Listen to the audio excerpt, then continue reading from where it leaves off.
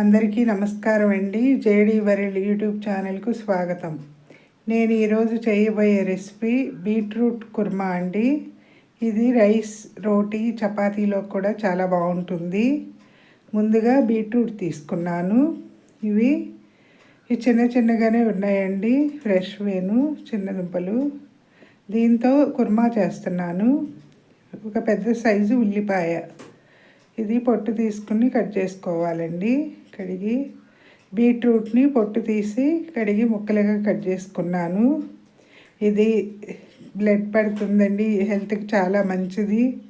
ఎర్రగా ఉన్నా కూడాను పిల్లలకి అప్పుడప్పుడు చేసి పెడితే మంచిదండి. అలాగే పొట్టు తీసి ఉల్లిపాయ చిన్నగా ముక్కలు కట్ చేసుకున్నానండి. ఈ బీట్రూట్ని ఉడికించుకోవాలి, వాటర్ పోసి మెత్తగా అయ్యే వరకు కూడా ఉడికించుకోవాలండి. ఇది బ్లడ్ తక్కువగా ఉన్న వాళ్ళు తింటే మంచిదండి, బ్లడ్ పడుతుంది. అలాగే పిల్లలకి కూడా పచ్చి ముక్కలు కూడా కట్ చేసి లేయర్స్గా ఇస్తే కూడా ఇష్టంగా తింటారు. అలాగే హెల్త్కి కూడా చాలా మంచిదండి. ఇలా ఉడికించుకోవాలి బీట్రూట్ని.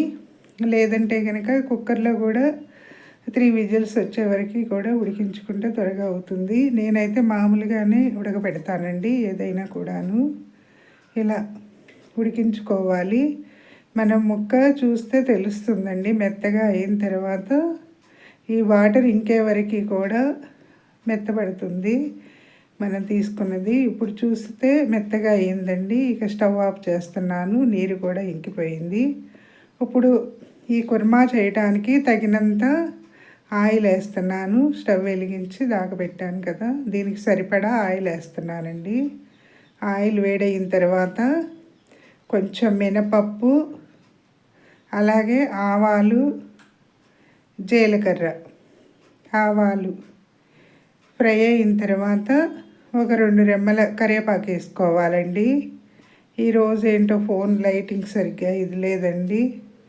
కరివేపాకు వేసి ఇప్పుడు ఉల్లిపాయ వేసుకుంటున్నాను. కట్ చేసి పెట్టుకున్న ఉల్లిపాయ వేసి మొత్తం కూడా ఒకసారి ఇలా కలుపుకోవాలండి.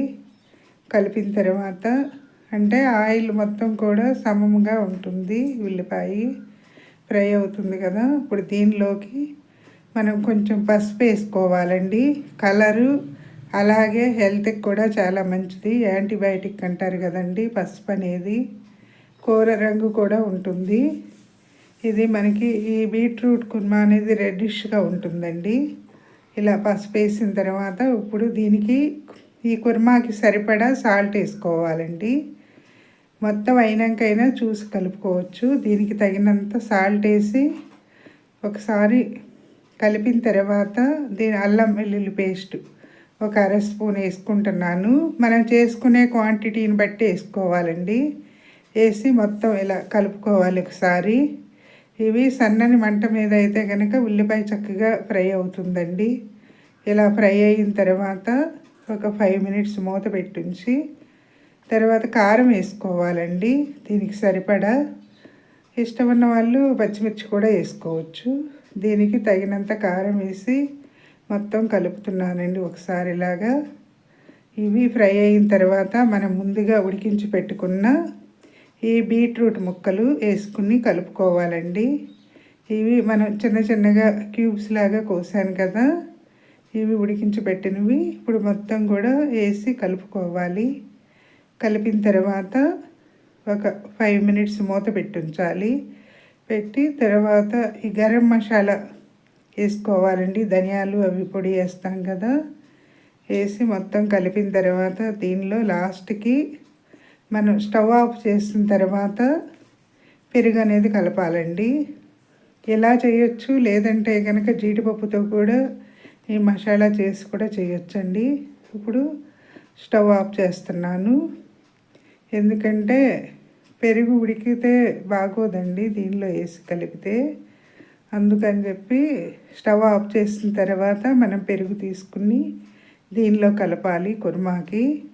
ఇప్పుడు ఇది ఇక్కడ బర్రెపాలేనండి, మనకి ఫ్రెష్గా దొరుకుతుంది పెరుగు. మనం ఇంట్లో తోడు పెట్టుకున్నదేను. స్టవ్ ఆఫ్ చేసిన తర్వాత ఈ పెరుగు అనేది కలపాలి. సబ్స్క్రైబర్స్ పెరగటం లేదండి, సబ్స్క్రైబ్ చేయండి, మరిన్ని వీడియోస్ చేస్తాను.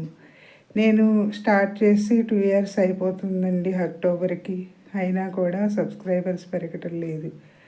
వీడియో చూసిన వెంటనే సబ్స్క్రైబ్ చేయకపోతే కనుక వెంటనే సబ్స్క్రైబ్ చేయండి, మరిందరికో వెళ్తుంది.